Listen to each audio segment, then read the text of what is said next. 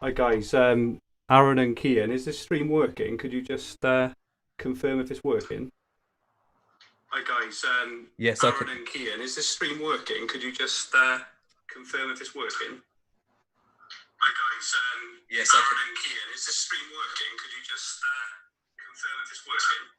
I can hear it, mate. Hi guys, yes, Aaron and Kian, is this stream working? Could you just confirm if it's working? I can hear it, mate. No video, no screen. Okay. Could you turn your audios off, guys? Is that all right? We're having a nightmare. Okay. Okay, we'll give her a go.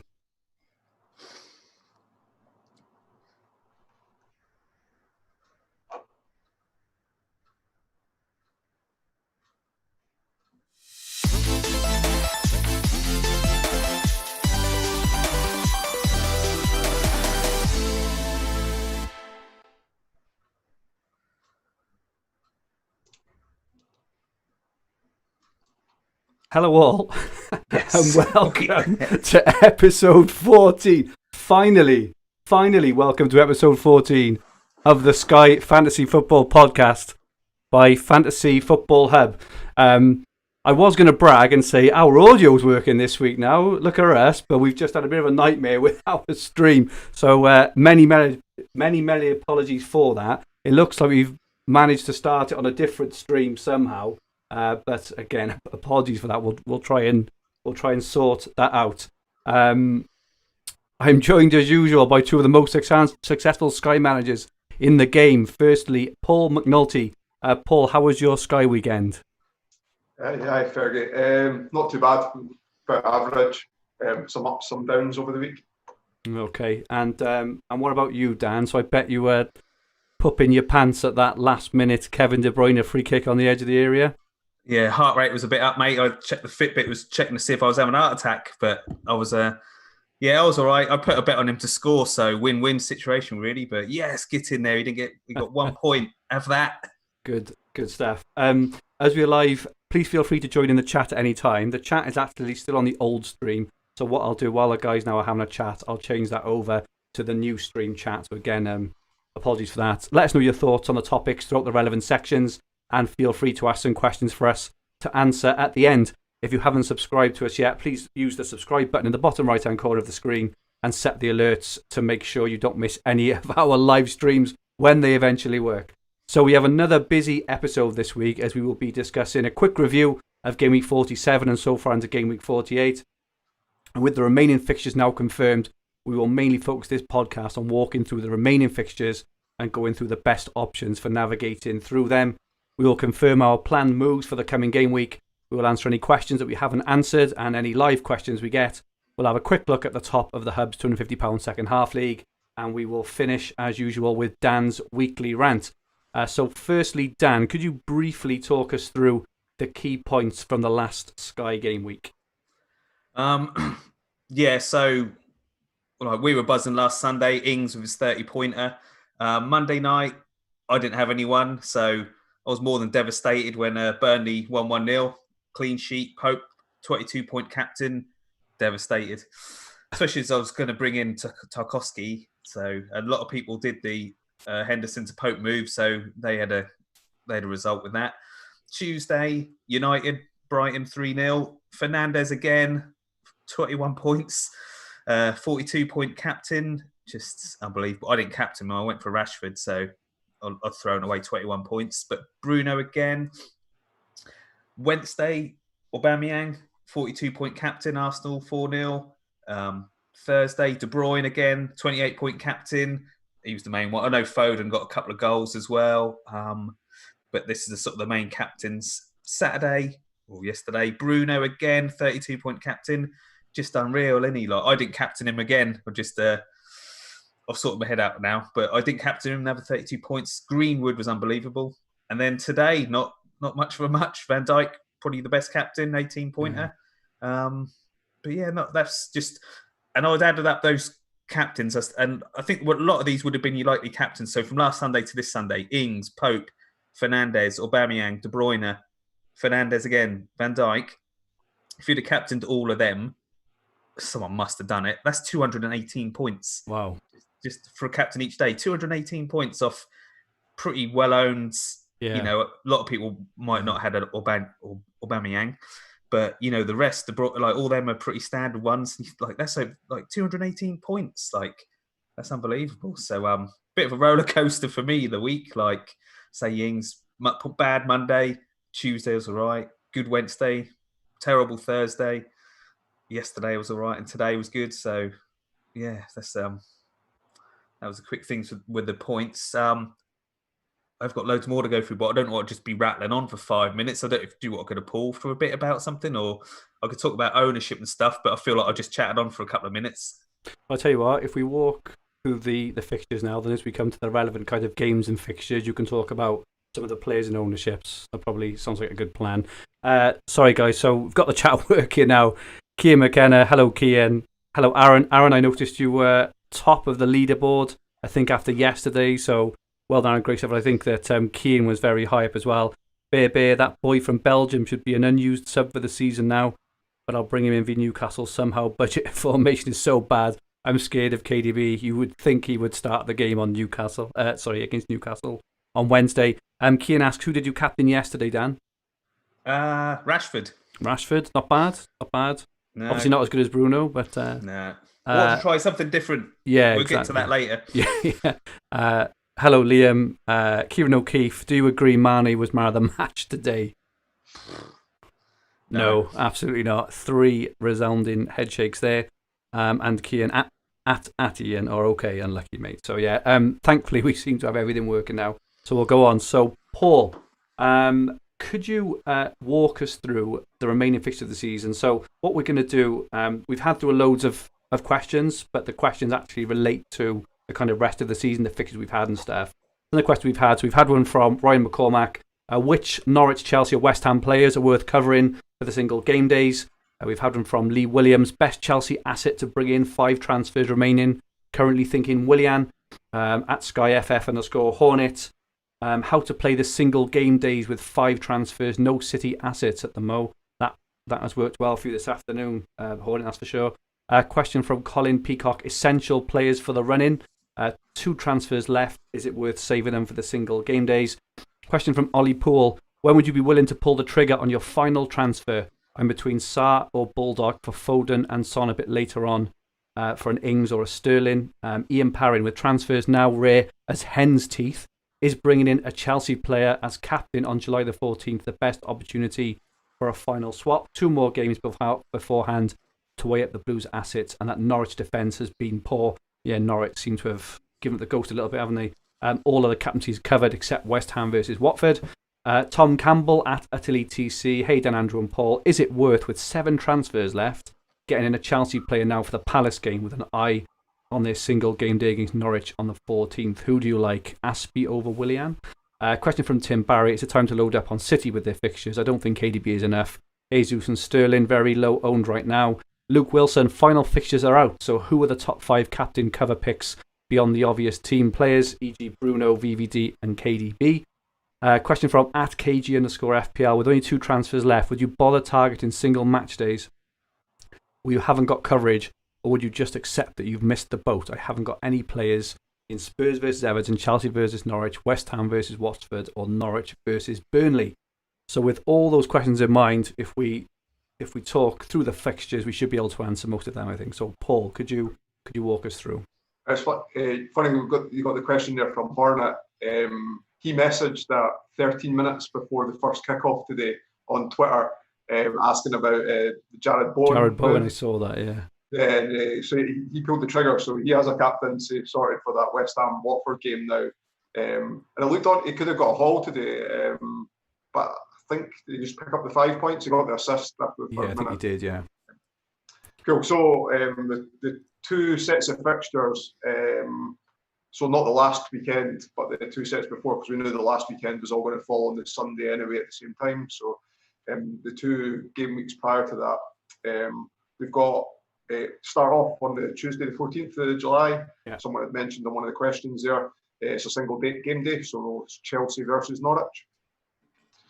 Spoke a little bit about this in the pod last week, that there's no real optimal time to get on a Chelsea asset now. The prime time would have been this week when they weren't on the first calendar day for that bank of fixtures. So yeah, I guess the names that kind of stick out immediately are Willian, Pulisic, and Azpilicueta has been ticking along nicely as well. Picks up all kinds of bonus. I don't know, Dan, have you got percentage stats on the Chelsea? I thought I had written down. Hang on. We got Willian is 2.5%. Yeah, 2.5%. Yeah. Pulisic is the same. I haven't got Azpilicueta's. Another player I noticed who's been playing quite well. He's a bit of a troll, but he's been playing well in the FA Cup, and he seems to be playing well in the league now. Is Barkley as well? I know he's a bit of a troll, but he's 0% owned in the top 1,000 as well. So if people are looking for a differential, but I think he had a goal and assist yesterday. Very advanced, looking good. If he can keep his place, I'm not sure he'll keep his place, but he could be an option as well. Dan, 0.3% for Azpilicueta. Okay, who would your pick out of those be? Paul, Pulisic, Willian, Azpilicueta, or Barkley? Between Willian and Pulisic, it's about a toss up. Willian's on all the set pieces. Somebody had mentioned the question about would you bring in a Chelsea asset for the Crystal Palace game? Yeah. For me, you're bringing in Chelsea's been playing well recently, especially going forward. But knowing how much Lampard rotates, if I was wanting the player for the single game week, knowing that you've got no fallback, I'd be waiting until Tuesday the 14th. Now that you're not getting the 2-for-1 or the 1-for-0 on the moves as well. Yeah, but the worst case scenario there is you bring in a player, he doesn't really score anything because you're not expecting him to, and then they're benched for that Norwich game, which is the real one you're targeting, I suppose, isn't it? Yeah. I think just some things to think about for those players from a budgetary view. So Azpilicueta is quite expensive defender. He's 10.1. Pulisic is also, I think, quite expensive at 10.1. Willian is 9.7. And as it happens, just personally on my team, the reason I've been looking is because I can actually afford a move to Willian. I can do Jota to Willian, but I can't do Jota to Pulisic. So, if budget is an issue, you've got that 0.4. And I think Barkley is cheaper again. He's only 8.6 or something like that. So I was thinking that's probably quite a move. If you had all your attackers earmarked that you didn't want to lose, knowing that you're not able to hop off. So that would be an alternative to that, I guess. Yeah, because players like Ings, I think Spurs as well have got a couple of games which come as well. So if you've got Ings and Son or Kane or maybe Jimenez or maybe Rashford, then that's a good option, Paul. Dan, what are your thoughts on the best Chelsea asset and when to bring him in? Yeah, I like Willian. Like you said, he's in 2.5% of teams, only 9.7 million. He's got 4 goals, 37 points since the restart. That's good, isn't it? 37 points in 4 games. He's been the main man, hasn't he? He has. Azpilicueta, he's been. I haven't really checked on him this much this year, but he was always good for getting the passing bonus as well. Plus, we can get an assist and everything like that. So I like him as well. Depends, as I say, like Paul said, if you can move a defender on, Azpilicueta or Willian. Pulisic I like as well. He's good. I just love having strikers like Giroud in 0.4. Well, in 4 teams in the top 1,000. Do you know what I mean? I like him, but you just can't guarantee he's going to start, can you? So you don't want to bring him in for the Palace game. Well, you can see if he's starting against Palace, but then when it comes to Norwich, he might not be starting. That's the worry. The only other problem with waiting until the Norwich game on the 14th is they played Liverpool and Wolves the last 2 games. So, do you know what I mean? I'd rather have a Chelsea player in. Well, they've probably had their best run, really, haven't they? Now I know they lost to West Ham, but at least they got a couple of goals. But Watford, Palace, Sheffield, then Norwich. I just don't know. But, I wouldn't want to bring players in when they're playing Liverpool and Wolves. So, I don't know, really. I think Willian is taking the penalties, and like I said, he's taking all the set pieces. So he'd probably be the safest pick, I think. How about you, Paul, if you had to pick one? I'll just bring Tim Krul in. It covers the 2 Norwich game days. It's firmly as well. No, I'm already fallen out with Tim Krul after Wednesday nights. Yeah. I don't know. It's almost 50-50 for me on Willian and Pulisic. I'd just be waiting until the 14th and then making your pick then. I think based on the eye test, I think I'd go for Pulisic. If I could afford him, I can't afford him, so I'm probably going to be forced to go into Willian. But I think Pulisic, he spends a lot of his time in the 6-yard box. I think he's only a chance or two away from a mega haul. And if you're looking for a captain, a two goal sort of captain, he puts him man of the match. Type performances as well, because he's very explosive, he's very quick, really quick feet, he's got that bit of flair about him. I personally think he's your man for the rest of the season.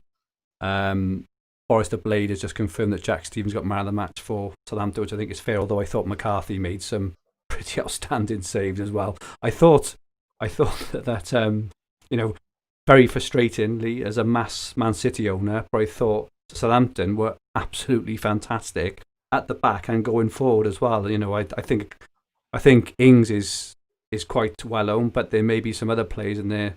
Potentially, Armstrong looked dangerous and things, but their final 3 fixtures, Southampton are home to Brighton, away to Bournemouth, and home to Sheffield United. So we'll probably touch on them later, but considering they're safe, I thought they were really impressive. So what's the next game to talk about then, Paul? Yeah, so there's 4 games on the Wednesday night. We've got Burnley at home to Wolves, Man City at home to Bournemouth. Get to see the Man City team sheet for that. Yeah. Newcastle at home to Spurs, and then Arsenal against Liverpool's the later game. Yeah, and I'm assuming that the majority of us would probably go with a Man City asset there, Kevin De Bruyne if he starts, or someone else. If not, probably not the most exciting captain when they Dan, you're getting in KDB this week. Will he be your captain at home to Bournemouth? Sorry, Newcastle. Man City, Newcastle. That one on Wednesday, yeah? It's Wednesday the 15th. Oh, sorry, yeah. Yeah, I've got him penciled down as captain, yeah. Okay, I think that's fairly easy one. Thursday the 16th then, so we've got Everton, Villa, Leicester, Sheffield United, Palace, Man United, Southampton, Brighton. Probably another easy one, I would guess. Imagine most players would own a United player. Yeah. Potential, maybe Everton. So if you're bringing in maybe an Everton player on Monday, any thoughts on that, Paul, at all? Yeah, Richarlison or Dominic Calvert-Lewin, I guess, are 2 options there. I think if it doesn't seem like Bruno's needing a rest at that point, you suspect that the Champions League places are going to go right to the wire as well. Yeah. So I imagine that Ollie's not going to rest the big guns unless he absolutely has to. This is where it gets interesting then. So we move to Friday the 17th of July. West Ham versus Watford at 8 o'clock. One to stay in for, that's for sure. Dan, what are your thoughts on West Ham and Watford on that Friday night game? Yeah, well, I've only got 2 transfers left, so I ain't got a luxury of looking at who I can and what I can do. Do you know what I mean? Luckily, well, that's not even the word for it. I've got Ismail Sarr on the team, so I'm locked on for 4 points. So that's what I'm going to do. But I can't remember if I put him in an article before the lockdown, because West Ham had a couple of single game days before the lockdown, and then I had him penciled down in my notes, Bowen. And he's just he got another attack and return today, didn't he? But he'd probably be the one to bring in, I think. Well, yeah, I'd bring him in. Do you know what I mean? If I had transfers left, I'd bring him in. But I've got Sarr, and no transfers basically, so I'm going to stick with that. But yeah, I think Bowen's a good shout. So one of the West Ham fans seem to like him as well. He works really hard, and he's looked good on the ball as well. Yeah, it's exciting. I think Antonio has looked really good as well. He scored a couple recently. He looked really dangerous as well. So Owen's only owned by 1.7%. Antonio's owned by 0.2%. A question we've had, or a couple of questions we've had, is this game a swerve? So Ian Parrin has, he's asked the question on the chat: is this one to miss? Looks like it to me. So we've only got a transfer or 2 left, which I know us 3 haven't got that many left. I'm quite fortunate, and I've kept Fabianski from pre-lockdown, which is not the most exciting one, but get a couple of points. At what point of transfers left would you say that to kind of move one in for this game? So I think if you've got maybe 3 left, any less, I probably wouldn't bother. What about you, Paul? I probably wouldn't bother at all. In all honesty, if you look at the games after it, this is it. West Ham's away to Man United, and Watford's at home to Man City. I would, if I didn't have a player in already, I'd swear. I like the move by Hornet today, bringing in Bowen. Earlier, he obviously had someone that he wanted to get rid of as well, so it made sense because you were getting an extra game then, and they've got nicer fixtures up until that last sort of what's that? They'll be the third last game. But at that point, I probably completely swerve it. And how about you, Dan? Is it worth a transfer? I would say if it was against someone who's been playing well, I would totally avoid it. But Watford have been awful actually. So I do wonder whether it's, all you got to do is like catch a goal or catch a goal and assist. It could be, 16, 18 or 20 points. What are your thoughts, Dan? Even if I had more transfers, I probably wouldn't bother with that one. I'd rather target like the Norwich Chelsea, or I don't know. I'll bring in like a Burnley player for that Norwich game or something. But that West Ham Watford, just not with 3 games to go, and like you said, the games after them not being the best. Yeah, that's fair. Especially for what I just wouldn't bother. But that's always them hit and miss. Like you could bring someone in for it. We use a transfer and it's a 2-pointer, 4-point captain. You think, well, that's a waste of a transfer. Or you might get lucky. I think it normally works out like about 1 in 10 times you'll bring someone in and they'll get a couple of goals and you think, oh yeah, that actually was a good move. Whereas most of the time you bring them in and think, shouldn't have bothered. If you had the 3 transfers at that point in time, I take on board your point about Watford being bad. But then Watford play Man City in the second last game, and you get to see the Man City. Yeah, that's a fair point. So, use the transfer there, or they play Norwich at home on the last day of the season, and you expect a lot of rotation as well. So Baby in the chat also says Souček also an option. Should have got 3 and 2 and adjusting to the league. He's the really tall new midfielder, and he was really unlucky not to score one, and then he scored after. He looks a nice player. I'm not sure he's like for bonus or anything, but he looks decent. And Boris the Blaze says Antonio 24 points last 2 games. I think he would be my pick personally ahead of Bowen because he's always in the penalty area. Antonio, I think he's a really good player. I think that he would be my pick, but he's probably a bit of a luxury move. But yeah. Moving on. Can't guarantee. With Antonio, you can't guarantee he'll be fit in 3 games' time. Is any problem in it? Well, yeah. This is it. Obviously, you get to see the teams, but I take your point. Yeah. Saturday the 18th, Norwich v Burnley. Another very uninspiring game. We've got a lot of head shaking going on here, guys. Norwich v Burnley, Paul. Oh, it's just the educated gamble luck, but. Look, we'd all talked about moving the Burnley player, like moving Henderson a few weeks ago. And it's probably all our own fault for wasting our transfers earlier on in the season. Because it looked like a really good move to make. And then you're getting another captaincy out on there. So I say it's lucky, but it's, I guess, our own fault for having blown transfers earlier on in the season. But yeah, whoever made the Henderson to Pope move is reaping the rewards. That's an awesome move. Whoever moved, I think I was against our advice as well, because I think we had a couple of questions about Pope and Tarkowski, and we were like, nah, leave them Burnley, because I think Burnley on their first game back, I think they looked rubbish, didn't they? Oh, it was Man City, weren't they? And they got stuffed 5-0, but they looked bad as well, didn't they? Rumours that Dyche fell out with the owner. This is it, exactly. I was like, they're in free fall and they're not going to try now. Yeah. But that I'd done an article, because you edit it. But I'd put on there, like, I was going to take out Ricardo Pereira for Tarkowski. Yeah. But then I had to get Fernandes in, so I had to do something else. But that was a move I was going to make. And you think if I'd actually made that move, I'd have had the clean sheet points against Palace. He scored today, and I'd have had a captain for that Norwich Burnley game. So you think just that one decision is probably going to cost me about 50 points or something. It's just that's how it go in it. Like your luck. When I saw that Norwich Burnley, I just thought, I think though, to Paul's these fixtures are tough.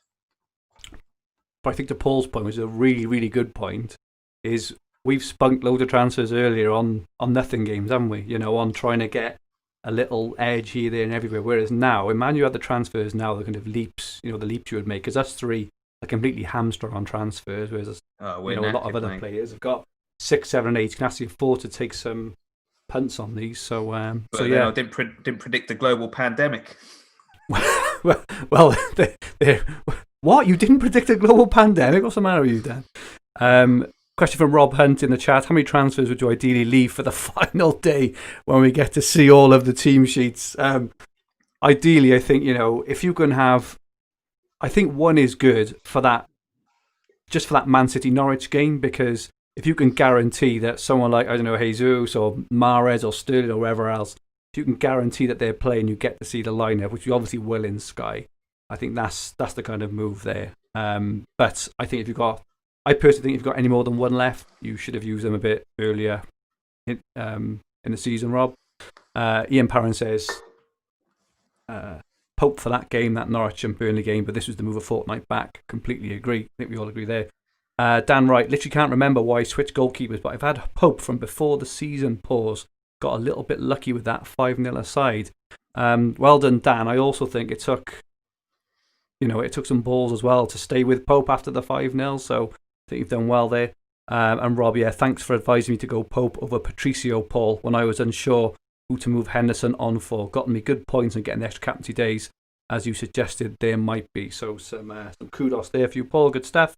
And Rob says, I'll have 3 after United's game against Villa. That's a lot of transfers there, Rob. I would, I'd use them, and kind of maximise them now, because nothing's guaranteed on the final day, apart from maybe saving one back.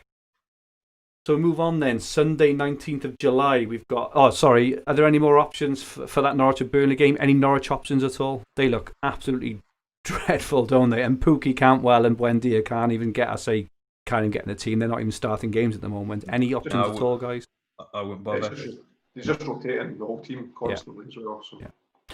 Okay. Sunday 19th, Bournemouth, Southampton, Spurs and Leicester. Paul, what are your thoughts on this one? Even though Southampton won at home today, they tend to do better away from home. So it'll be Danny Ings, no-brainer for me if you've got him, if you're holding on to him. We had talked that might have been a single day for the captaincy. Yeah. So people will be holding Vardy maybe, and I don't know, someone make the move to Son or Kane tomorrow night, and some did that move last week in anticipation for tonight, for tomorrow night as well. If you have Ings, I would expect you to captain Ings if you held Ings, I think. Cool. Okay.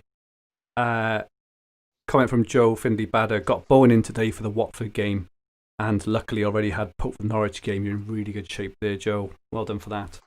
Dan, what are your thoughts on that game on those games on the 19th? Bournemouth, Southampton, Spurs, Leicester. Yeah, so I've got Ings, and like we said, I was hoping that game was going to be a single game day, so I could really take advantage of that. But I'm going to be on Ings. Well, I don't have anyone from Spurs, and I've only got Soyuncu from Leicester. Although saying that, that game will be 3-3, and Vardy and Kane will score a hat-trick each or something. But no, I'll be on Ings. That's it. Okay, yeah, I think so. I got Ings and Son. Obviously, form at that point will be important. Any other options there at all for anyone? So I mentioned kind of Armstrong earlier. Kane. I don't know if anyone's got Kane's ownership to hand, but I thought he was really unlucky against Sheffield United. He obviously got the goal at the end. He normally plays 23.9% Kane in the top 1,000. That's still reasonably low, I think. If you want to make some climbs up there. He obviously got the goal against Sheffield United. He had a good goal disallowed. Obviously, he had the 2 offside goals as well. He looked really sharp against West Ham as well. And he looked okay against United. So I think Kane is definitely an option there. And he generally plays 90 as well, right? So I think that's really important at this time of the season. So Kane could definitely be an option for that Spurs and Leicester game. Bournemouth at the moment look absolutely sunk. I think they look awful. They just conceded 4 at home to Newcastle, 5 away to Man United. So Ings, is a good option. And I think that Hassan Utul has said that he'll give Ings every chance of winning the Golden Boot. So, we've got the good options there. And I think we've all hung on to Ings. So many thanks for Ian Parrin for suggesting that Bournemouth Southampton game would probably be in either game day by itself or in a small one. So thanks for that, Ian. That's definitely helped us out. Ian says Kane will surely be going up in ownership tomorrow, though. Potentially, Ian, yeah. But again, if people have got, if they've already got a Spurs or Everton player, there's not many subs left everywhere, So, Daffs, Kane and Bergwijn in for the Bournemouth game. Dan, what are your thoughts on Bergwijn or Bergwijn, however you want to call him? Either of them two is acceptable. Perfect. Yeah, he's good, but I just like going for goals, so it'd be Kane mainly. Like you said, he's the biggest. He's the one when I switch on tomorrow night, I'll be having a bet on him getting a brace or something like that. Because I say with his ownership going to be going up, he's the danger. He's the danger, yeah. I can't look past Kane tomorrow. Paul, any other thoughts on Spurs, on Kane or anyone else?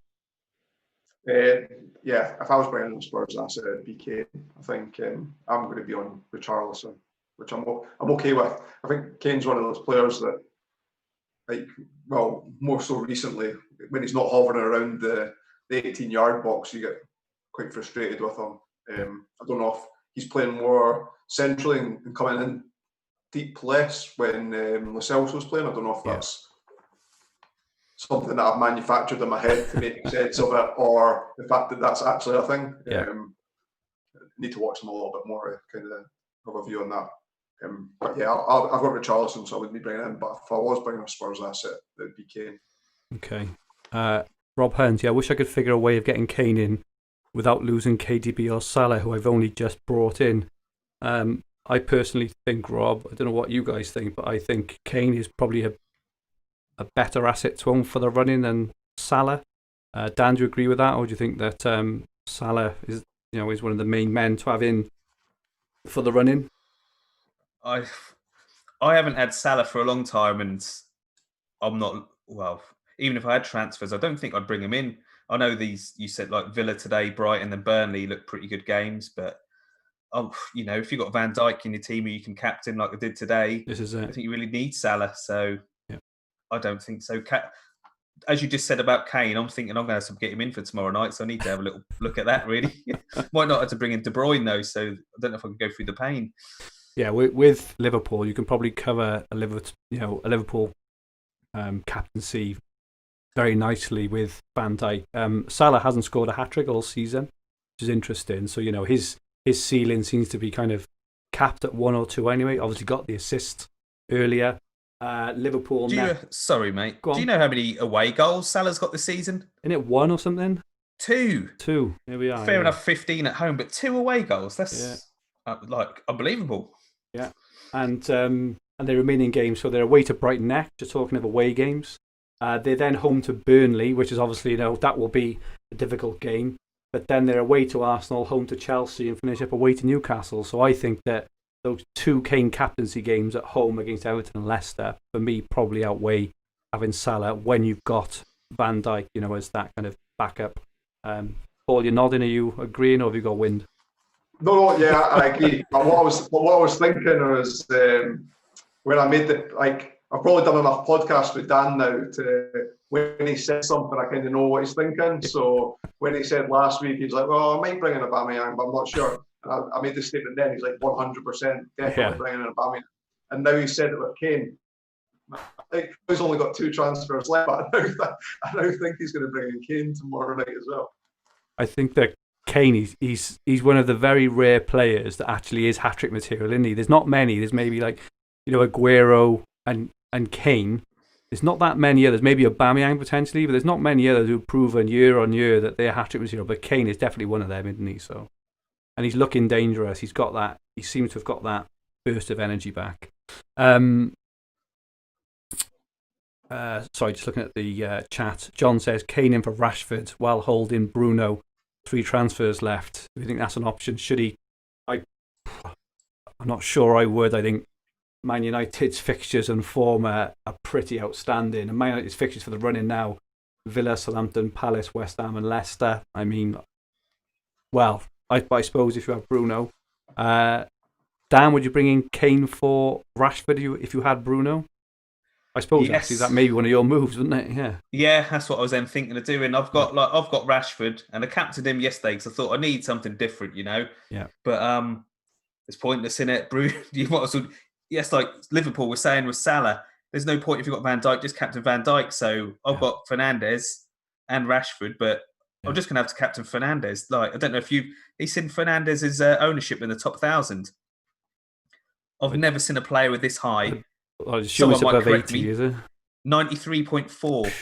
Wow. Like, I've never, even Soyuncu, I remember when Soyuncu was like churning out the points at the start, he was in something like 80s, mid 80s or something like that. And I thought that's pretty high. Even De Bruyne's only in 80%, but Fernandes 93%. Wow. Like, but then he has got 97 points in 9 starts. So he fits the matrix, don't he, for Sky absolutely perfectly. It's because he shoots more than De Bruyne, doesn't he? So he gets that shots bonus and tackle bonus all the time, as well as getting the assists on penalties, on free kicks. He's just on everything. I think him and De Bruyne next season, and I think him, De Bruyne, and Van Dijk for the top 3 sides there.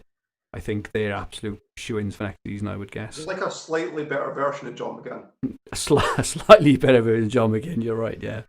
Did I answer the question, or did I just start talking about something? No, he did. Yeah, so he said yes. Yeah, take out Rashford. Yeah, and put in Kane. And Rob says, I wish I hadn't made the Salah move. I think it was a decent move, but I think that if you've got those transfers left, you can move on to Kane. Davs, am I hearing a Welsh accent? Then he says Vardy. I'm assuming he's talking about mine. Yes, I'm from the Rhondda Valleys. I'm not sure why he says Vardy. Then he says Bruno will be KDB price next season. I agree, or potentially even higher. I think we could be looking at our first kind of maybe 12 million midfielder, but we will see. Right then, moving on then to Monday, the 20th of July. We've got Brighton, Newcastle, Sheffield United, Everton, Wolves, and Palace. Paul, what are your thoughts there? I'll have lost Jimenez by that point, so I'll probably captain Richarlison. But Jimenez or Richarlison, probably the 2 standout options. Even a Wolves defender like Doherty, although it pains me to say it, he could be an option. Yeah, I think everyone has probably got a Sheffield United defender as well, if they're desperate, I suppose, or even Henderson maybe. I think most people will have that covered. St. Maximin could be a very interesting option. I think there's been a quote today saying that he'll likely be rested on Wednesday. I think the manager said, I can't play him again. But again, he's one of these that fits that man of the match material very, very nicely, doesn't he? And he can be a very explosive option as well. I think he's definitely one to look out for next year as well. Any other options there we can think of? It's maybe not the most exciting of days there. Anything else, Dan, on that day? No, well, I've got Richarlison, so I looked at that day and that was a bit like, there's not a lot there that really, I need to get him in and captain. So, I'll go Richarlison. If I had transfers and could do something, Jimenez maybe, home to Palace, but I know the baby's due any time around then, so I'm always a bit wary of players. It's like Vardy, when he had that baby, and then he was useless and didn't start, and do you know what I mean? So anyone who has a baby, I'll try to avoid him now. And Pepe yesterday, I think, wasn't it, as well? Yeah, I didn't even know anything about that. Well, I can't believe you didn't know his wife was pregnant, Dan. What's the matter with you? But so I avoid him if they're having a baby or anything. So he's gone. But I don't. Yeah, like Paul says, Doherty, he's they're pretty tight at the back, aren't they? The only thing with Jimenez, he only seems to get like a goal, doesn't he? He only seems to get a shot as well, doesn't he? I don't even think he had a shot yesterday. He's he's very much. And I think in the game before against Villa, it was the game before that. I'm sure it was like 1 shot, 1 goal. I'm not sure Jimenez at the moment, even though Wolves are playing. Oh yeah, it was Villa, wasn't it? I think. I think even though he didn't score against them, that was Dendoncker. But the game before he scored, and it was his only shot of the game. So that was. But you're right. Yeah. I think he's only had 1 shot in his last 2 or 3 games, or 2 shots in his last 3 or something. So as you say, he's probably good for maybe a goal, but not much more than that when you're looking for these explosive options. Yeah, it's a good shout. Bit in the chat, Dan Perry, would you save 1 transfer for the last game week and target the Man City Norwich game, or target the few subs you have left for the single games the week before? So we kind of mentioned this earlier, Dan. If you'd been listening from the start, you would have heard, but we said if you can afford to save one transfer left, absolutely do that for that game. Get him as captain. I'll probably use the rest earlier. There's no point using all your transfers really on the last day when they're potentially 3 points available. Even that kind of West Ham and Watford game, right? If you've got transfers spare, you could maybe use Antonio, Jared Bowen, these players. They might get you a goal. They might get you, double points. Ian Parrin, think Albion, Traore or Baldock? Needs must on that game. Yeah, Ian, I think either of those, are good options. And that's okay, Dan. He says, sorry, just joined the stream, lol. That's okay, Dan. We talked about it earlier. Dan writes, Jimenez, or if I hold in Richarlison that day. Wish I trusted my own club enough to get Sam Maximin. Yeah, they're all really good options. I think Sam Maximin, for those who are looking for potentially, just a complete chase-in, low-owned player, Sam Maximin could be, he looked so good against Bournemouth midweek. Absolutely electric, the last time we saw those kind of players in the last few years, players like, Mane when he was at Southampton, Adama, Traore last year and this year, those real, you're not quite sure what they're going to do next, but he seems to have sorted out his end product as well. I'll stop talking now. Tuesday the 21st of July. So these final two games before the last game of the season involve Man City, Man United and Liverpool, so it should be fairly straightforward. But Tuesday 21st, Watford, Man City, Villa, Arsenal. Dan, what are your thoughts on that game? Yeah, De Bruyne mainly. I was so gutted Aguero's out because he'd have been one, and especially with the fixtures, we get to see 3 out of the 5 Man City lineups. So you can, I'm so devastated because Aguero against Bournemouth, Watford, Norwich. Oh my God, can you imagine the goals he'd score? Like, unbelievable, isn't it? So I'm so annoyed that we got Jesus. Like, I can't remember last time he scored, to be honest, but such a shame. He scored in his last 8 games or something like that. Do you want me to give you his points from his last however many games? Yeah, go on. Yeah, I'm sure I heard earlier he hasn't scored in his last 8 or something. I know, because Tim sent in a question and he's saying about maybe Jesus for the last games or whatever, but he's in 7 teams in the top 1,000, and here's why, because this is his points from today backwards: 3, 2, 1, 4, 2, 0, 8, 4, 1, 1, 4. Like, he's just so annoying. Like, I'll say that, and he'll probably score a hat-trick next game, but he just don't cut it for me. He just, I don't, I am on Football Index as well. Yeah. I think today he was a little unlucky. I think he had about 3 or 4 shots blocked by defenders from the penalty spot and stuff. I think he had a few shots, but even that assist he had 2 or 3 games ago was a scuffed shot where he tried to shoot, but it ended up going straight to whoever it was, Sterling or wherever, and Sterling scored it. But Foden, I think. Yes, you're right. Yeah, but even that was a bit of a scuff. So we think any Man City player against Watford there, if he's still holding Aubameyang, then Villa. But I took Aubameyang's points and moved him on. Arsenal for me still don't really look like it.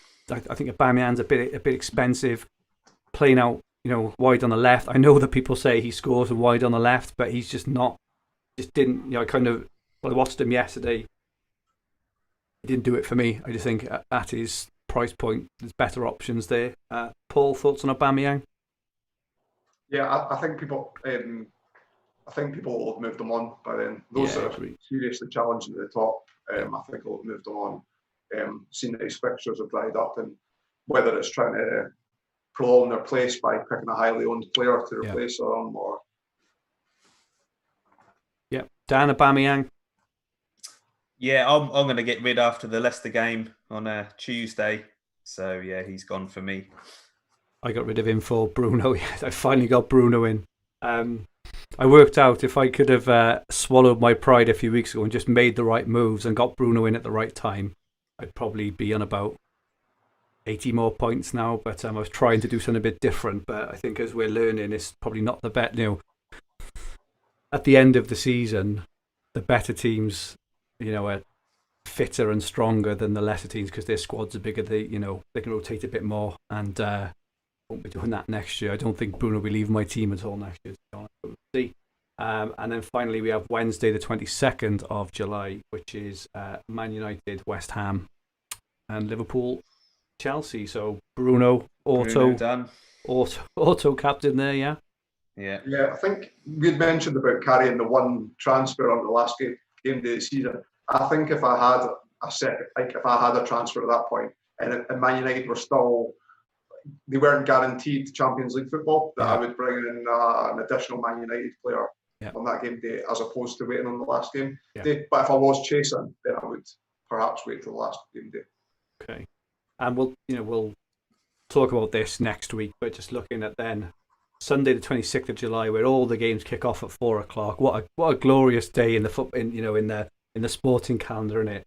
So you got Arsenal home to Watford, Burnley, Brighton, Chelsea, Wolves, Palace, Spurs, Everton, Bournemouth, Leicester, Man United, Man City v Norwich. That could be an absolute annihilation. 7-0. Newcastle, Liverpool, Southampton, Sheffield United, West Ham and Villa. Man City there, guys. Who would I know it's early now. Who would your man be at the moment for that game if you had to pick anyone from Man City?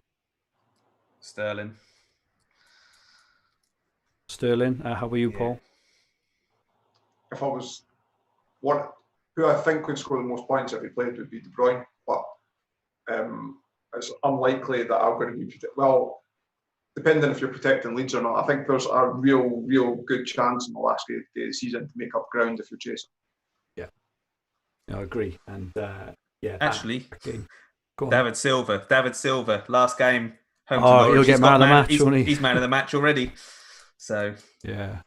You know what? That's not a bad shout. He'll probably take every free kick and everything like that. So yeah, he played well earlier. He had a 1-on-1 which was forced to really get safe from the keeper and stuff. So if he gets a goal in that game, he's probably guaranteed man of the match. Actually, he's quite expensive, isn't he? But yeah.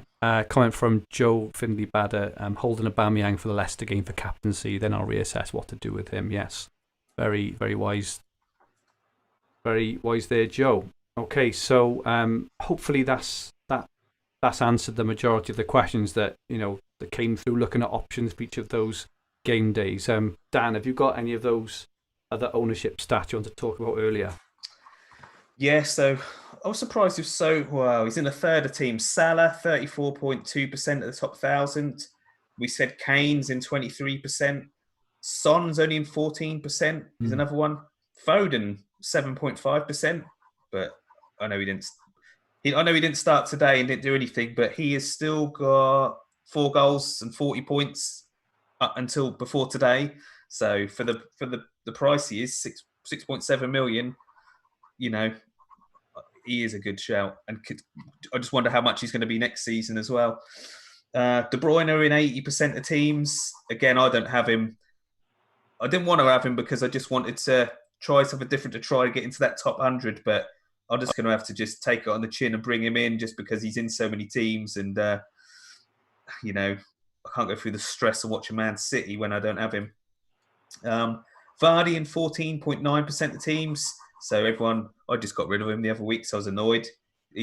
Since the restart, he was a 2-pointer. I get rid of him, 17 points. Annoying, isn't it? Sterling only in 4% of teams. That is quite, I'm surprised at that. He's had a good sort of restart as well till today. Greenwood, he's been amazing, and he's 6.2 million. He got 17 points yesterday, 10 the game before that, and he did get 2 and 1 the first games after the restart. He's only in 2% of the top 1,000 teams. I did advise our mate Paul Heaton, who listens, he had Greenwood, and I did say I'd probably get rid of Greenwood, I think it was a while ago, and I'm thinking, oh God, he's going to be annoyed with me for that, isn't he? He was so good yesterday, when he's going to be one for next season as well, I think. Rashford in 12.1% of teams, but if you've got Bruno Fernandes, I don't think you really I've got him, and I'll probably take him out, to be honest, because I just don't know. I probably won't captain him again now, because there's no point going against the masses, is there? So that's him. Maguire is 9.2.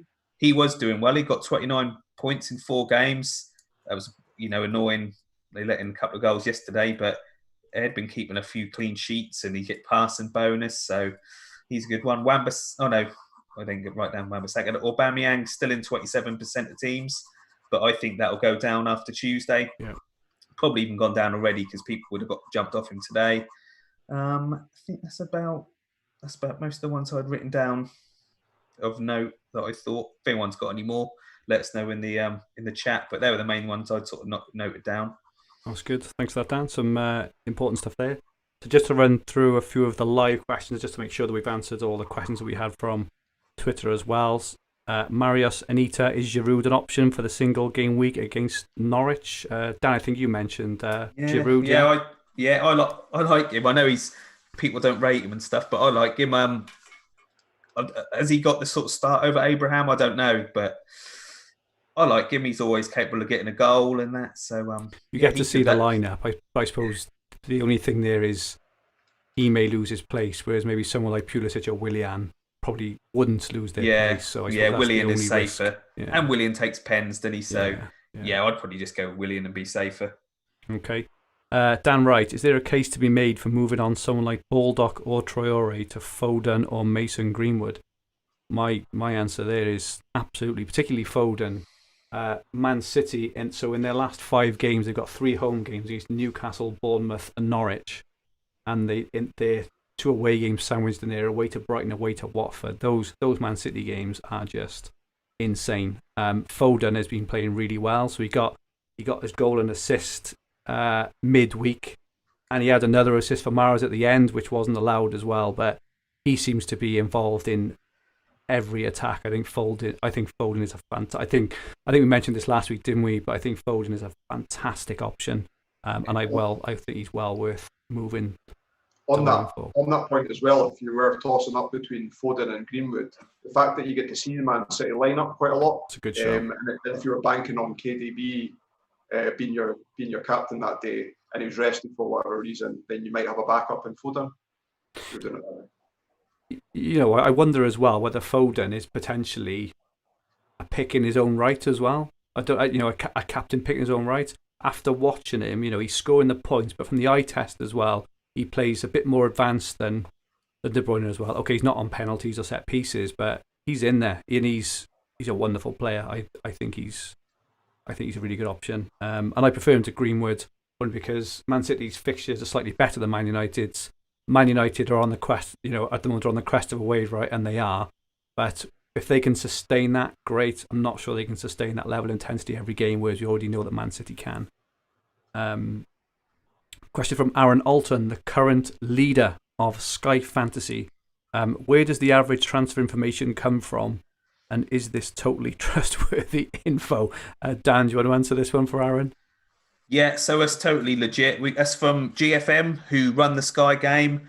They when I worked for Sky, you get them weekly sort of thing. So they'll sometimes announce them on another podcast, so which I'll then tweet out for you guys so you can, But so that is legit. What they've posted is legit. If anyone's missed them, I'll quickly go through them. The top 10, this was on Friday morning. I think this was from Friday morning. Top 10 is 2.7, top 100 is 3.5, top 1,000 is 3.9, and top 5,000 is 4.1 average. And that would have gone down, you'd have thought, over the weekend as well. So people are getting low now. It's high for this time of the season, I think, though. With what's gone on as well, considering I thought that would have been less than that. Do you know what I mean? So 27 transfers in that top 10. So Aaron knows how many he's got. Keep it to yourself. So do you know what I mean? You can start sort of, trying to work out what's what. But that leaderboard's so tight, and good luck to all them guys up there. A lot of money at stake. Amazing, really, really, really exciting stuff. I was up there last year, so I know what it's like, but sadly not this year. Sadly. So just to make sure that we've answered everyone's questions, so Ryan McCormick, Norwich, Chelsea, West Ham, we've answered that one. Lee Williams, best Chelsea asset, we think Willian. I think Pulisic for a bit more of an exciting option, but how to play the single match days with 5 transfers left with no City assets. This is from Hornet. I would probably say to get in 2 or 3 City players, I would guess, and then use 1 or 2 for the single game days. Maybe Pulisic or Willian, and maybe an Antonio for the West Ham game. Dan, how would you use your last 5 transfers if you had them? If you had no Man City? Yeah, No man. Well, so yeah, De Bruyne in just because, like I say, he's in 80% of teams. So every time he does something, you're dropping down the leaderboards. Yeah, De Bruyne. I fancy Sterling. Yeah. He's done well since the restart. He's got a few goals and seems to be back, to nearly what he was. Sterling. Yeah, I'd be looking to, like I say, we won't bother with Norwich, and if you've got a Burnley player, I'd like them single game days. Yes, Tottenham, Everton tomorrow. Kane, we spoke about. Man U, Southampton. You'll have a United. Yeah, I'd probably just Willian skip the West Ham, Watford if you don't have anyone, and Norwich, Burnley. Yeah, they just those 5 single game days don't inspire me to bring anyone in, apart from Willian, really. So Load up on Man I don't know, City. really. De Bruyne, Sterling, maybe Foden or Mahrez, maybe. Paul, any thoughts on how you'd use 5 transfers at the moment if you had no City? Yeah, well, I think Hornet used the one on Jared Bowen, so it might be 4 now. But De Bruyne, and then other City asset. Yeah, I probably agree with Dan that Sterling's probably the second best City asset. Yeah. But you're right, if you've got someone, it really obviously depends on the team as well. If you were sitting with someone that you really wanted rid of, say Baldock or I assume they've not got Sarr because he's got Bowen in, but if you wanted rid of one of those players, then Foden would be a good shout as well. Okay. But I wouldn't be too keen to get rid of transfers still, even though you think that you're getting the benefit of seeing everything well in advance. Like every time we come on the podcast, our minds change about who's the best asset to the end of the season. Yeah. With 2 sets of games every single week just now, I wouldn't be in any rush. So I would definitely get De Bruyne on this week when you get to see the line-up against Newcastle. But I wouldn't. There's nothing else that I would be doing massively in advance. So I like the Bowen move today, but there's nothing else that really sticks out for me as something that kind of must do in the next 2 weeks to prepare for the single game days. I would say add in Foden there and potentially Kane as well, I think. But I'd like the Paul. You're a more experienced and more reserved manager than I am, Paul. So maybe you want to listen to Paul, but I would go for Kane and Foden personally. I wasn't including Kane because it's this game week. Fair enough. I would include that. Okay, cool. Colin Peacock, essential players for the run-in. So my immediate thoughts there, if he's talking about essential players for me, Bruno, De Bruyne, Van Dijk. Anyone else there, essential players for the run-in? Them 3, the main ones. I just go with the ownership, like the main ones. That's going to protect your position. But I can't argue with them 3. Okay. Just add Trent to that, but I imagine he'll be in. Oh, he's in like 80% of teams as well. Yeah. Ollie Paul, when would you be willing to pull the trigger on your final transfer? So I'm between Sarr and Baldock, Foden or Son a bit later on for an Ings or a Sterling. So if you've got one transfer left, when would you be looking to use it? Dan, is there any particular point you're thinking of using it?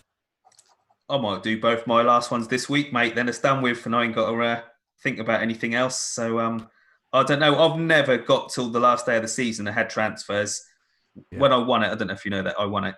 When I won it, I'd run out of transfers by easy beginning of April, sort of the first week of April or something. So I managed to hang in for 6 or 7 weeks without any. But next season, I would like to get to the last day and have a transfer, but I just can't do it. I just always just use them. But I always have this problem about using the transfers early. So I've a couple of my closest friends, Colin Peacock is one of them. I've said to both of them that if I exceed using transfers per game weeks past, that I'll give them £50 per transfer that I use over the game weeks next season. All right, okay, there we go. Fantastic stuff. I would say I'm probably a little bit more aggressive, and I quite like to get onto transfers and try and get the points early before the actual event as well. So I think, I've already mentioned, I think that Foden could be as equal a point scorer to anyone, or if you haven't got Spurs, Everton, I think Kane for the 2 captaincy games could be explosive as well. So, if we think now, so we're going to be sat here now in 3 weeks and the season's finished. There's not long left now. There's five matches left. I just think, if you're happy to tick along and maybe finish a little bit higher than you are now, great. If you're looking for a bit of a boost, a bit of a jump, I would potentially look at Kane or Foden personally. But it all depends on where you are. If you're like Aaron, for example, and you're trying to defend the lead, it may be a little bit different. Just a bit of chat. Dan Perry got 4 transfers left. I'm in 30th in the leaderboard. Fantastic, Dan. Really well played with 4 transfers left. You're in a really good shout there of a top 10 or 15 finish there, maybe. Got Aaron looking over his shoulder there. Joe Finley bad. I'm somehow still in the knockout cup. Well done, Joe. That's really good stuff this time. I think I was knocked out in the first round this year. On Dan's put 40th, not 30th. A typo. Hell of a typo, that is. And Bear, release those transfers and free your mind. Absolutely. I cannot wait for next season. I think, and I just think the next season starts now in about 9 or 10 weeks. We'll be sitting here in 6 or 7 weeks now with a brand new fixture list, poring over it. How is Foden? How is he 9 million? I can't afford it at 9 million. How is Bruno 12.7 million? We'll be having all those arguments and discussions, but cannot wait for that. I just have a look to make sure that we've answered the majority of the questions, and think we have actually, which is good. So just to confirm our plans then for the next game week. Paul, can we come to you first? So start with Monday, tomorrow, Spurs Everton. Yeah, so I'll have Richarlison for tomorrow night.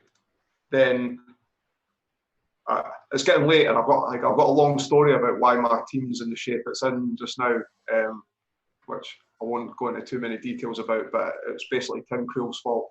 Tim Krul. So I had Vardy, and I got his 17 points yesterday, but nice. I've no longer got Vardy, so I'll be captain. So on Tuesday night away to Arsenal. Yep. Then I'm going to move Jimenez onto De Bruyne on Wednesday. Unfortunately, I'm not getting an extra game, and I could have got the extra game if I'd moved Jimenez out instead of Vardy. But again, that falls into part of that story. So okay. I'll be De Bruyne captain on Wednesday, and then I'll be Bruno on Thursday.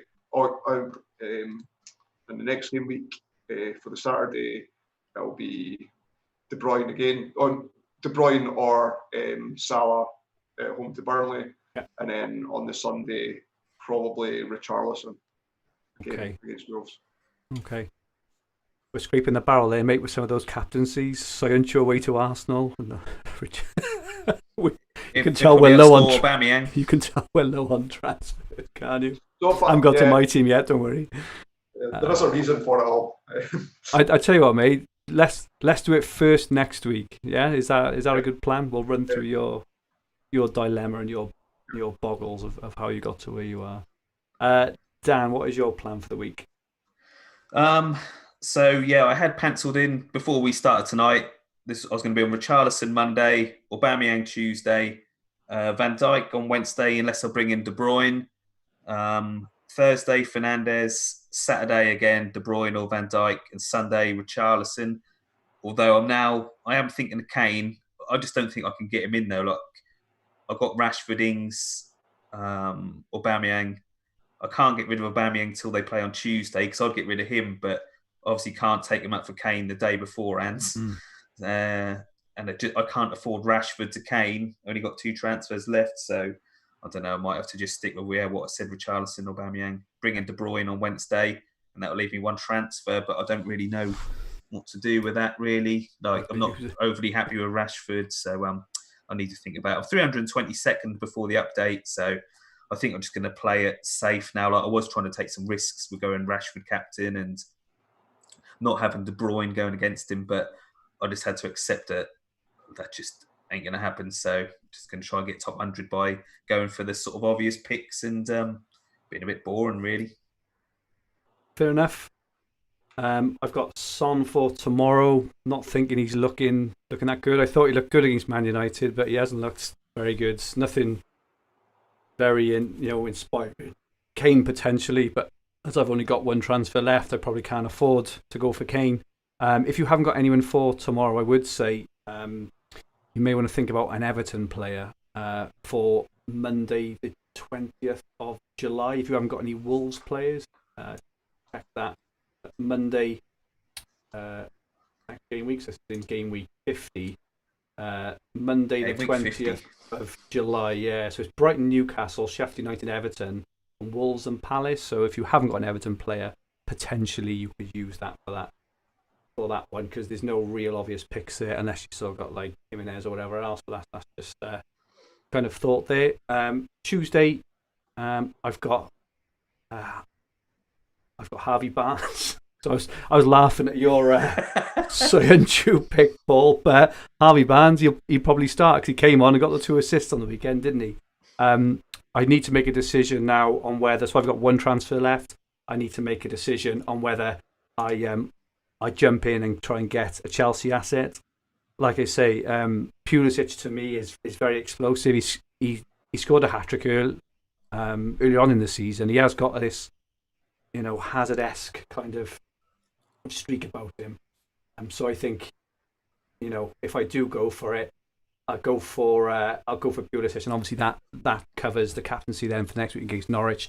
If he plays, I'm like, I would do that, mate. I'm 3,000 or something, right? So it doesn't really matter for me, but I might just do that just so I don't have to worry. But there's nothing better than using your last transfer and then knowing you can't do anything. Done then, isn't it? Done, exactly. So I think I'll go for Pulisic because I think he's explosive. I think he's going to be a really good player next season as well.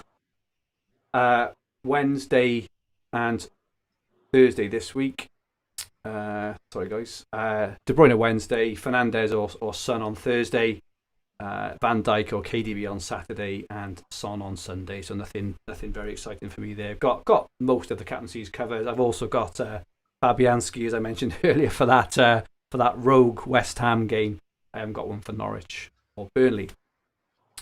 So we will just have a look at the second half Hub League in a second. Just some final comments in the chat. So we've got Aaron, cheers. I think Boris wished Aaron good luck, definitely. Liam, I can't wait for this season to be over. Not good for the heart. I'm 3rd overall. So yeah, Liam's saying he's... So Liam's... Yeah. Oh my God, we've got the creme de la creme in here today. Fantastic stuff, guys. Really, really good. I bet it's...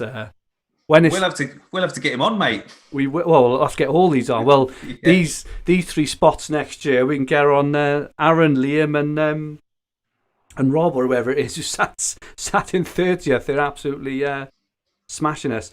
The game hasn't updated for this evening, but we'll just look at the second half Hub League for what we've got. So second half Hub League, in 10th place Samuel Warren, in 9th place Ollie Bro, in 8th place Roger Morgan, in 7th place Tanya Robinson, in 6th place Peter Gilderdale, in 5th place Dan Sherwood, in 4th place Edward Robinson, in 3rd place Sky Kangaroo. Keir McKenny dropped a place down to 3rd. In 2nd place Oliver Brown, and in 1st place Pete Kemp. Well done, Pete. He is currently 16 points ahead of Oliver, and then a further point ahead then of Kian, but this hasn't updated from today, even though there wasn't really much action from today unless you captained Che Adams, which what a goal that was, by the way. Southampton. Yeah. Bear, it's been a year since I did my teams. This season is going on for so long, but good luck to whoever wins it. Aaron's been up there for so long and deserves it. Boris, we've got the leaderboard in the chat. Liam was 32 behind Aaron before today. And Ian Parrin, Harvey Barnes is on form, but how is he still in your team? Why do you think, Ian? I am buggered for transfers. I've got 1 left. I am absolutely desperate. So I'm, and it also looks like he's staying in my team. I did have him pre-lockdown. So if you remember the last game pre-lockdown, Leicester beat Villa 4-0 and Harvey Barnes scored 2.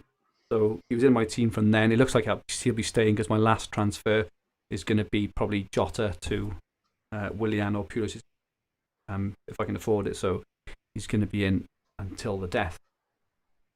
Finally, we come to Dan's rant. Dan, what are you angry about today? I've been pretty chilled out, mate, this week. I don't really. What? Nah. Not a lot. I'm pretty chilled this week. I don't know what's happened. Do you know what was annoying though? There's always something. There's always annoying. something, mate. Yeah, there's always something. Do you see that Bruno, the Mirror or whatever, hadn't they? It's put out that story that Fernandes and Pogba are out for the season or something like that on Friday night. Was it Friday night? And it's like, yeah, I think it was. Yeah. What is this? Do you know what I mean? And it's like, oh, right. And that's the only place it's on is the Mirror or whatever. The Mirror is not the pinnacle for like sport and like, info and stuff, is it? Do you know what I mean? It's like, what? And then someone bugged up the story where they'd got it from. And it was like this parody account, wasn't it? Did you even click on it? And it was like basically like the first line was Solskjaer saying, well, yeah, they're both out for the season, so we're fucked or something like that. And you're like, well, that's obviously not real. Like, and someone from the Mirror had gone with it. And I always thought like, you hear something like, you got to get it from a couple of sources. And they just, that was an article. And you're just like, what? And then someone even set up a fake Mirror account, didn't they? And said like, yeah, that story's bollocks. Andre Pereira or whatever told us that. And then people are tweeting that, and you're like, well, no, because that's someone taking the piss. Do you know what I mean? So you just think, you just don't need it, do you? Because I know people were, some people even said to me, like, they took their armband off Fernandes or something like that because they were actually, worried about it. And you're like, no, do you know what I mean? But it's just, that is annoying, isn't it? Like nonsense and stuff. And that is annoying. How sad are people? That's the thing I always think about. All these people who are putting out fake stuff are actually spending their own time setting up fake Twitter accounts and then sending out, like, how sad are you that the only reaction you can get out of people is to just send out fake stuff? I find it unbelievable. But I sometimes don't see the clamour for all the news sometimes because like FPL's even worse because once that first deadline's gone on there, whatever it is, that's done, isn't it? At least with Sky, like, do you know what I mean? Like, because you can do transfers right until the first game and select your captain. There's probably a bit more for that, but everyone just seems to go mad for it, don't they? And you're like, no, it's just nonsense. Do you know what I mean? You sort of, if you see it from someone, Sky Sports or BBC, I'm like, oh, okay. Do you know what I mean? Like, because BBC have the rule, don't they? Like, that has to be sourced from two places, and then they'll publish the story, sort of thing. Whereas Twitter, just anyone can just do anything, can't they? So that was that really. But no, that was the only thing that annoyed me this week. The handball rule as well during the week. Like, I know it benefited me because I didn't have Kane, but when he scored that first goal, you're like, oh, bloody hell. And then they're like, oh, hang on. No, it's been ruled out because Luka Moura was fouled and someone kicked the ball against his arm. And then you think, what? And the same with Foden when Man City got the fifth. Do you know what I mean? When they smashed Liverpool. And you're like, they've ruled that Mahrez goal out because as he sort of fell over, has hit his arm. You just think, that's not like when Thierry Henry sort of flicked it with his hand on, like, and booted it in. Like, I just think that's just ridiculous, that rule, innit? But that's it, really. I haven't really got a rant this week. I could do stories in future if anyone wants. I've got plenty of stories. Okay. As long as they're clean and relevant. Well, I get myself in these situations, so like I could do it next week, but I'll tease people, right? So I was just at a petrol station, and like it's just this woman. I'll tell you now. This woman has like filled a car up. She got inside to pay. She ain't got a purse or anything like that. She's getting upset. No one else there is. It's late at night, like 10:30. Oh, but, I'll pay for it. Do you know what I mean? I think, have I done that? I'll pay for your petrol. How much is it? 40 quid. I thought, bloody hell, I thought it was going to be 20 or something. Do you know what I mean? So I paid 40 quid. She's like, I only live down the road. I left my purse at home. I got 40 quid at home. Do you know what I mean? Pay for that. Then do you want to follow me home? And I'll give you your money. And you're like, yeah, all right. Do you know what I mean? Then you follow on your home. You're like, this is weird, isn't it? Like, do you know what I mean? So I followed her to her house, then she's invited me in her house. I've said, all right. She's about 40-ish. She was quite attractive. Do you know what I mean? I'm in her house. She's got 3 cats in there. So she's obviously a screwball. Do you know what I mean? And then, mate, just a nightmare, innit? She's gone to her bedroom to get a purse. I'm waiting there. She's got all her, like, underwear on the era and stuff. It's just like, Jesus Christ, just get yourself in something here. Some pickles, mate, don't you? Yeah. Norwich is the place to be.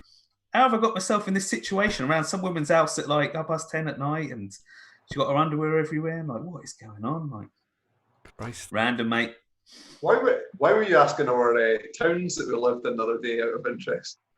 I just wanted to know what, because I'm from England, I know you're from Scotland, you're from Wales. I just wanted to know whereabouts things were going on and that, like, what time it is in your country. Story behind it. No, just want to do a bit of research into you.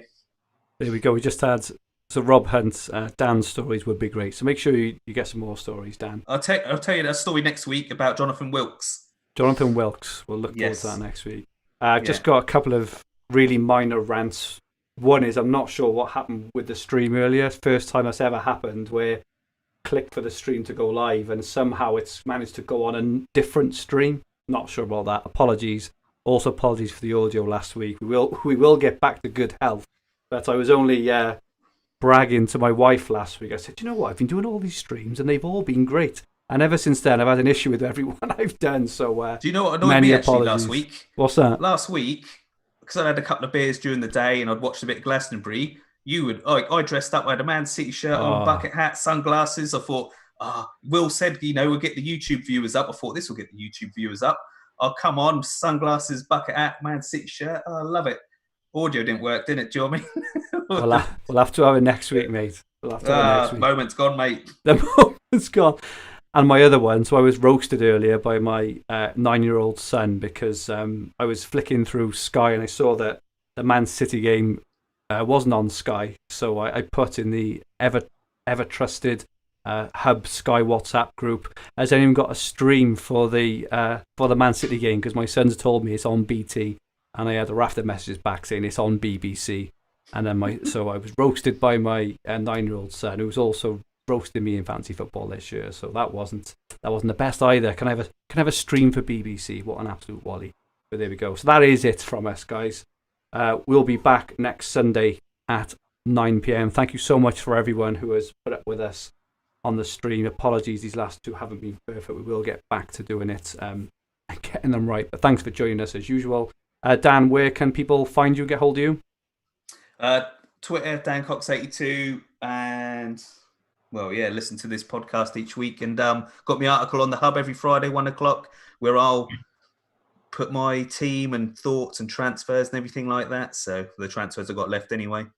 Cool. And yourself, Paul? At Paul McAnulty 1, so MCAULTY. Okay, make sure drop these guys a follow. They put some really good stuff on Twitter, and mine is at Fergie222. So this podcast will be on the Fantasy Football Hub, Sky and TFF YouTube channel, and in all major podcast libraries. If you like what you watched, please click the like button, and remember to subscribe in the bottom right hand corner of the screen. And if you enjoyed your listen, please rate the podcast versions and leave some comments. It helps us increase our rankings, our listens and watches, which in turn allow us to continue to improve the production of our work. It also makes sure you don't miss anything when we eventually get them up and going. For the remainder of the season, we are running a competition with a random draw at the end of the season to win a free annual Premium Hub membership. Well worth doing. Please, if you listen to this on a podcast, please can you go leave a rating and leave a review. It really does help us get our numbers up. Our handles on Twitter, Instagram and TikTok are at FFH_HQ, and our podcast Twitter handle is at FFH_Sky. So please follow and feel free to ask any questions.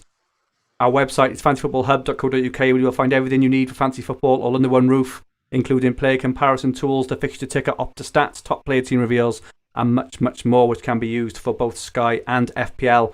Also, as Dan mentioned, he reveals his transfers, captains, and general thoughts at 1 p.m. every Friday. Absolutely brilliant article, exclusive to Fantasy Football Hub members. If you're not a member, please take a look into that. It is an essential read. I also write my weekly multi-format diary article, which includes my Sky team, transfers, captains, and progress. Both Dan and Paul are very active in our Sky WhatsApp chat group, along with some other great Sky players, including the legendary Mark Edworthy, Paul Jones, Luke Wilson, Ian Parrin, and many others. And this is available to Premium Hub members. Some of the guys in this group are smashing it, with a few in the top 50 overall, a few in this chat as well. And well done, everyone. You know, the rankings on this chat are absolutely fantastic. Currently, we've got a first and a third. I don't envy you. Well, I envy you, but I don't envy you. It must be incredibly stressful with basically football on every single day as well. It must be stressful. If you fancy a free 7-day Hub membership trial, just go to fantasyfootballhub.co.uk/free trial and sign up. For our YouTube viewers, the link is below in the description. I'm sure everyone knows, but the Planet FPL guys also do a brilliant Sky podcast every Wednesday. Make sure you tune into them. And we have also been discussing an end of season, potentially a review collaboration with James and Sudge. So it could be the three of us, along with James and Sudge, potentially doing an end of season Sky review. So more to come from that in the coming weeks. We'll be back live at 9 p.m. next Sunday evening to give our reaction to the weekend's action. To look ahead, for our plans for the remainder of Game Week 49 and going into Game Week 50. You won't want to miss it. Thank you and good night all. Good night.